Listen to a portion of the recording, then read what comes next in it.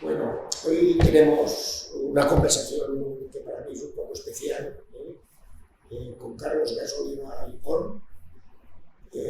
Presentarlo puede que sea innecesario, pero es bueno recordar, ¿no? Él ha sido bueno, un economista, ha sido profesor de economía, ha sido profesor mío. Él ha sido diputado del Parlamento Español, si no recuerdo mal, unos 7 u 8 años.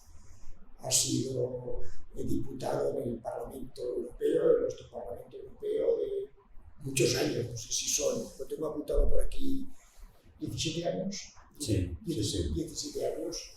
Él ha sido vicepresidente del Grupo Liberal, que es por lo cual hay nuestros grandes grupos, los socialistas, el popular y el liberal, tiene un peso muy específico del liberal. Cualquier persona que ha estado implicado en los procesos de construcción de la Unión Europea, sobre todo desde España, desde el Estado, sabe que él era el responsable del famoso Patronato de Europa, que era un lugar de encuentro, de fomento de Europa, y una persona decisiva. Y hasta hace muy poco fue presidente, ¿no?, de una think tank de reflexión muy importante que es FIOP. Por tanto, es una persona que habla de economía, de la economía europea, de la gobernanza europea después de las elecciones. Yo pensaba pedirle pues 3 reflexiones. Una sobre un poco la primera raíz de las elecciones en Francia y a la vista de las elecciones a legislativas que vamos a tener dentro de las días, cómo esto puede implicar en el proceso de construcción y gobernanza europea. La segunda, aterrizar un poquito qué implicaciones tiene esta gobernanza europea para nosotros, países del lado. Francia también lo está. Y tercero, pues una cierta reflexión sobre la economía española, ¿no? Entonces, si me parece bien, podemos seguir la primera, ¿no? Como de las elecciones, gobernanza. Bueno, en primer lugar, muchas gracias por la invitación y por esta tan amable introducción. La Unión Europea está siempre en construcción. Jean Monnet dijo que la Unión se hacía a base de crisis y ha pasado muchas.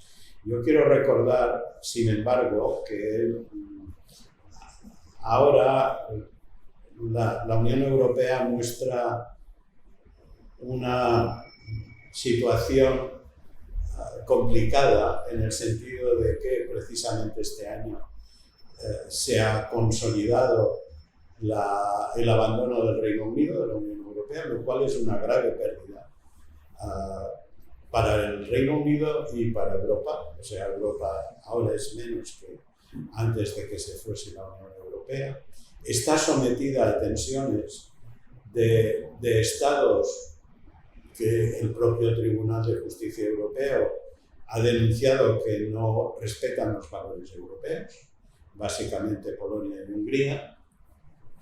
Y hemos tenido estos días, como mencionaba, el tema de las elecciones en Francia, en el cual un 40% de los electores de la presidencia francesa han apoyado una propuesta euroescéptica. Pero el mismo día había elecciones en Eslovenia y el presidente, que es euroescéptico, se ha visto desautorizado porque las elecciones al Parlamento esloveno las ha ganado la opción favorable a una mayor integración y desarrollo en la Unión Europea. Por lo tanto, estamos en constante tensión, pero yo quiero poner de relieve que hay aspectos muy positivos en los últimos tiempos. Primero, la respuesta que la Unión Europea ha dado a la crisis del COVID, con el Fondo de Recuperación Europeo dentro de European Union Next Generation, que contiene, aparte de todos los recursos que tendrían que permitir una recuperación auténtica y una renovación de la base económica e industrial de la Unión Europea, en los acuerdos que ha habido para este fondo de recuperación y su aplicación, para mí se han acordado dos temas de fondo muy importantes. Primero, la Unión Europea se podrá endeudar, se puede endeudar, puede emitir deuda. Esto hasta ahora los Estados miembros no lo habían querido nunca. Y ahora hay una base legal y la posibilidad de que la Unión Europea cuente con recursos propios para atender proyectos europeos y financiarlos. Y el segundo, en relación con este, es que esta deuda se podrá pagar con impuestos a escala europea, cosa que tampoco se había aceptado nunca. Por lo tanto, ha habido una federalización de la economía europea a causa para salir de la crisis provocada por la COVID. Yo creo que habrán otras propuestas, por ejemplo, para la recuperación de Ucrania, para los cuales a nivel europeo ya se ha pedido un plan Marshall. Es decir, que Europa responda y ayude a recuperar la economía y las infraestructuras y la base económica de Ucrania. Por lo tanto, en resumen, hay claroscuros, como siempre. La Unión Europea ha progresado, tiene elementos en su economía a nivel de gobernanza europea que no tenía hace 3 años, pero por otra parte tiene componentes que preocupan porque no todos los Estados miembros respetan, como los que he citado, la base y los valores de la Unión Europea. Ahora digamos, la gobernanza en el campo económico, ¿no? El Banco Europeo, como esto tiene un papel. Yo tengo la tesis, que es mía personal, no creo que nadie me la haya aceptado de momento, que es que en la Unión Europea conviven varios núcleos de coherencia. Y el núcleo más coherente es el de la eurozona.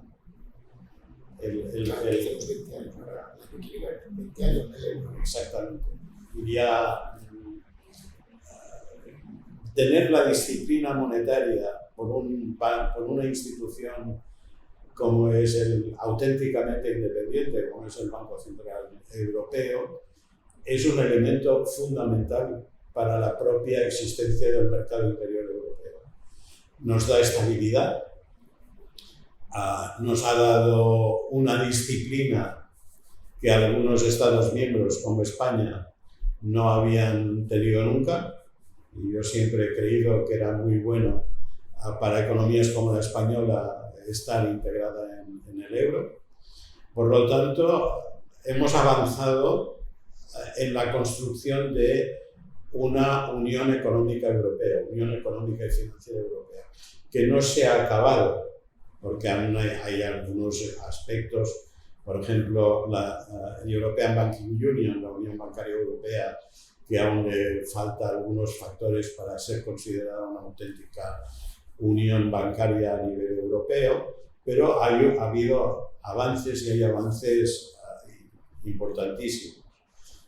En la eurozona, da estabilidad, ayuda a tener un área de disciplina monetaria, es independiente. Luego hay un área dentro de la Unión Europea que no pertenece a la zona euro. Es verdad que hay ajustes de todos los otros Estados miembros que no pertenecen a la eurozona para aproximarse al euro y siguen su disciplina. Es una especie de proyecto de un sistema monetario europeo 2 para este ajuste, pero como se ha visto no va en conjunción el compromiso con las políticas europeas, con la disciplina para integrarse en la Unión Europea, en la zona euro. Por lo tanto, ahí hay una zona que no creo que nos tenga que inquietar hasta el punto de pensar que el mercado interior europeo se desintegrará, ni mucho menos, porque es la base más importante que tenemos en el ámbito económico. Pero, insisto, la parte más coherente, la más disciplinada, la más estable, es la que está configurada por la zona euro. Y bueno, y vamos ahora a hablar directamente de cómo ve la economía española, ¿no? Que está muy condicionada también pues, el papel del Banco Central Europeo, por las normas fiscales que se puedan dictar, el tema del déficit, la deuda, la revisión del déficit de la deuda, todo ese tema como... Bueno, ahora en las economías occidentales estamos experimentando un periodo inesperado hasta hace poco, que es la inflación. La inflación empobrece y además su ajuste es muy difícil y además ataca uno de los principios para los cuales se fundó el euro, que es la estabilidad de precios. Por lo tanto, ahí hemos de esperar un ajuste para volver a la estabilidad en el euro, la estabilidad de precios dentro de la eurozona, y habrá mucha presión para que se vuelva a esta norma, que es la alemana, para entender, la estabilidad de precios. Los alemanes se ponen muy nerviosos, ¿no?, con esta inflación. Sí, por ello los alemanes volverán a presionar para una política de estabilidad de precios que ya se sabe que en política monetaria es a base de incrementar las tasas de interés y reducir los créditos, lo cual es muy negativo para España, porque España tiene para mí una base muy frágil debido a que tiene una de las deudas más altas, un nivel de deuda de las más altas dentro de la eurozona. Evidentemente es muy alta la griega, es mucho más alta que la española, más alta es la italiana, y luego está la francesa, la española y la belga, entre las más destacadas. Pero, y esto me lleva a pensar que habrá un acuerdo para una cierta flexibilidad que pueda ayudar a salir de esta situación. Ha habido un acuerdo entre el gobierno español y el gobierno holandés para intentar que la salida de la crisis provocada por la inflación no sea especialmente dañina para estas economías con una deuda excesiva. El año clave no es este año, el año clave es el 23, porque estamos en una excepción que se acordó debido a la crisis de la COVID y con lo que he citado, el European Union Next Generation y los fondos de recuperación dentro de este marco, que han puesto en suspenso las normas de disciplina para estar dentro de la zona euro, que es el control del déficit, el control de la deuda. Pero esto se acaba el 23. Y el 23 se ha de llegar a un acuerdo, bien para volver a la normativa anterior, que era el máximo del 3% de déficit, 60% de deuda, acordar un periodo transitorio para llegar al objetivo final, que es el equilibrio presupuestario, es decir, cero déficit. Este año será el año de la negociación y el año que viene tendría que ser el año del acuerdo. Por lo tanto, a mí me preocupa la situación presente de la economía española, alta financiación, un problema estructural, porque hay un índice que se utiliza poco, pero que es muy importante para conocer la salud de una economía, son los índices de productividad. Y el índice de productividad, o los índices de productividad de la economía española, son de los más bajos de la eurozona.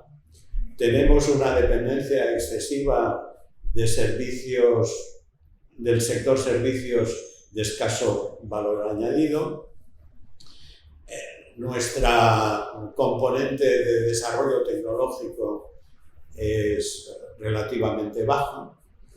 No sé si la aplicación de los fondos de recuperación en este ámbito cumplirá las expectativas para mejorar esta base junto con la digitalización, pero nosotros partimos de una economía con fragilidades y con algunos temas desde el punto de vista social especialmente preocupantes. Y quiero insistir en uno, que es el nivel de paro. La economía española tradicionalmente siempre está con un nivel de paro que es el doble de la media de la Unión Europea. El paro en Alemania es el 4%, me parece, en Holanda lo mismo. En Austria, en los peores momentos de la gran recesión, el paro nunca llegó al 5%, nunca. Estaban nerviosos. Sí, mucho, y muy inquietos. Por lo tanto, hay una fragilidad estructural de la economía española que no se ha superado. Hay que ver si estos proyectos y los 70.000 millones de aportación fresca, sin contrapartidas, de la Unión Europea a lo largo, precisamente hasta el año que viene, para modernizar nuestras bases productivas, serán suficientes. Mi experiencia me dice que no.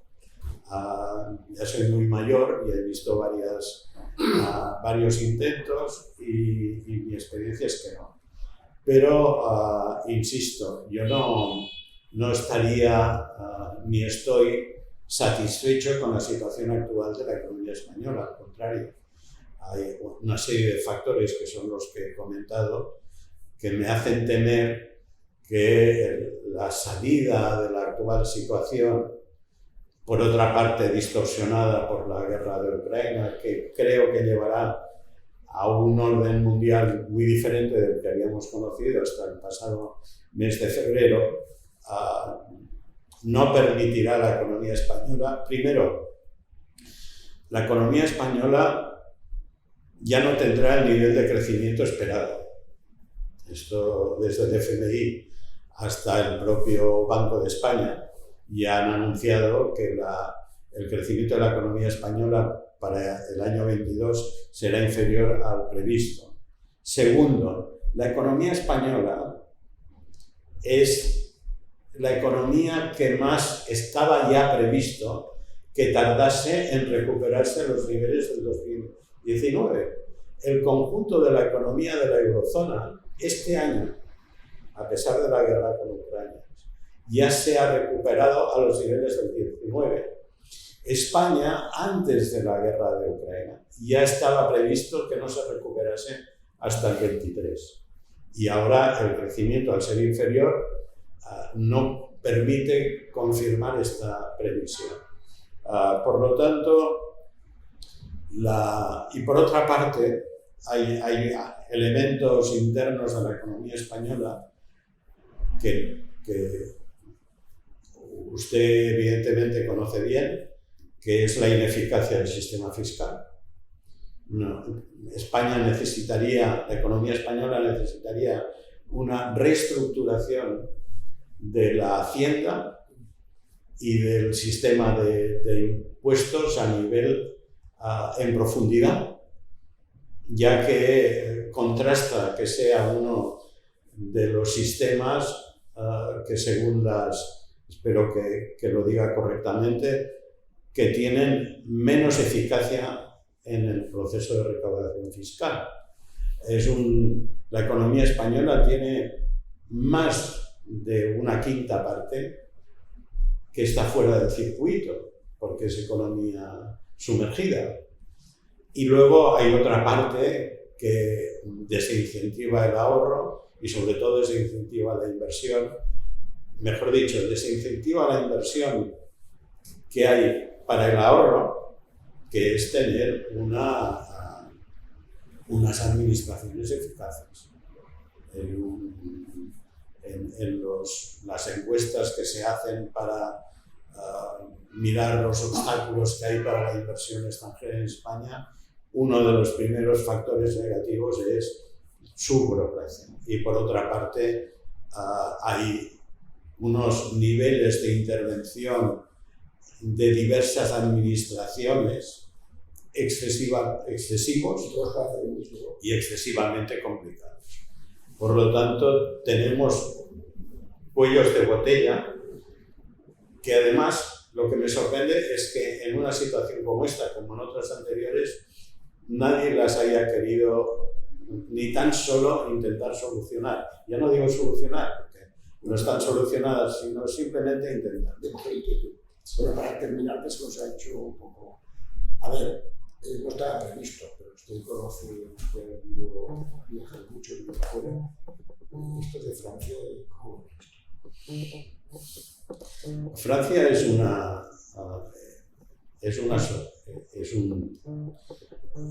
muy rica, pero hace mucho tiempo que si uno mira los indicadores económicos y el crecimiento económico, ya se ve que no está en su plenitud. Y para mí, uno de los problemas, si no el problema más importante que tiene Francia, es el comportamiento de su sociedad. Es una sociedad que yo siempre pongo como ejemplo cuando estaba a caballo entre Bruselas y Estrasburgo.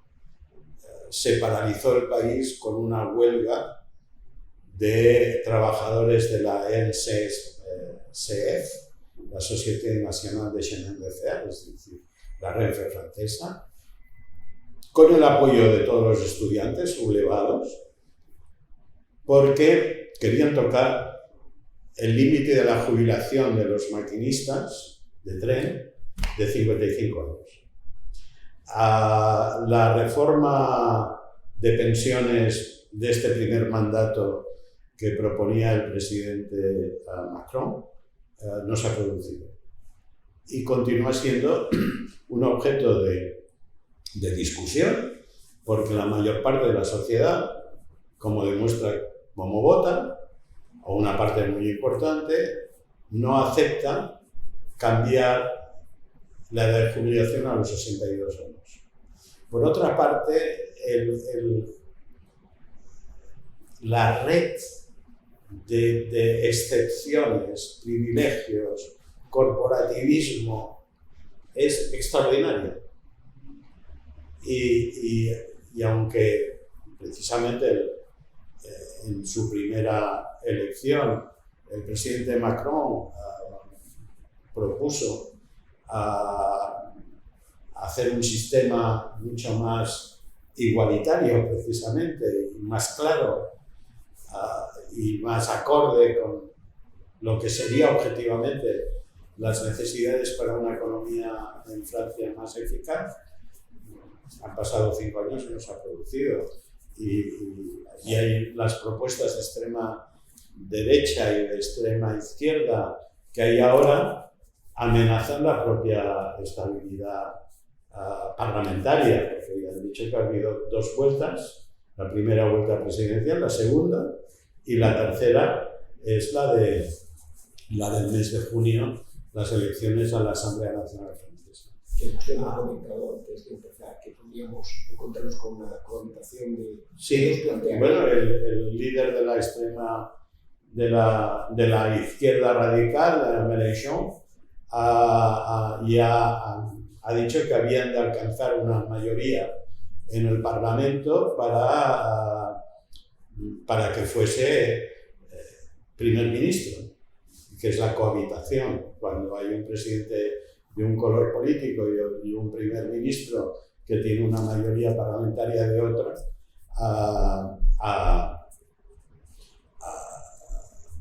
ya se produjo con Mitterrand y Chirac, y ahora y a esto se le dio nombre de cohabitación. Ahora se propone que sea esta, ¿no? Que sea esta opción la que propone el líder de la izquierda radical. Pero es que ayer la señora Le Pen, que obtuvo un respetable más del 40% de los votos, dijo lo mismo. Dijo, ahora ha empezado la tercera vuelta, para ver si la extrema derecha, las opciones ultraconservadoras, tienen opciones para tener la mayoría o establecer una coalición que les sea propicia para lo mismo, para tener la mayoría de la Asamblea Nacional. Claro, cuando uno ve una sociedad como la francesa, que primero han desaparecido los partidos políticos tradicionales. Segundo, el resultado es una radicalización clarísima, tanto en la izquierda como en la derecha. Y además uno ve los resultados electorales, la radiografía que uno hace es que es una sociedad muy dividida, muy enfrentada, y con la falta, creo yo, de los consensos necesarios para tener una economía más estable y con mayor crecimiento. Bueno, Carlos, podríamos estar horas hablando con usted, ¿no? Que siempre ve las cosas con perspectiva, pero como que empieza termina, ¿no? Muchísimas. Bueno, vienen curvas, ¿no? Sí. Vienen curvas. Porque estamos en las curvas. Estamos. En España el problema principal es que el otro día escuchaba a una persona que decía que a veces no es el momento de plantear reformas, es el momento de empezar a crear el ambiente para hacerlas un día. Y no encontramos el minuto, ¿no?, de sentarnos para decir hay que hacer esta reforma, que más o menos todos intuimos. No, para mí lo peor es que sí que ha habido momentos donde era posible realizar las reformas y simplemente no se aprovecharon. Y por lo tanto esto me hace ser escéptico respecto a la posibilidad que se realicen en el inmediato futuro. Pues Carlos, muchísimas gracias, ¿vale? El agradecido soy yo.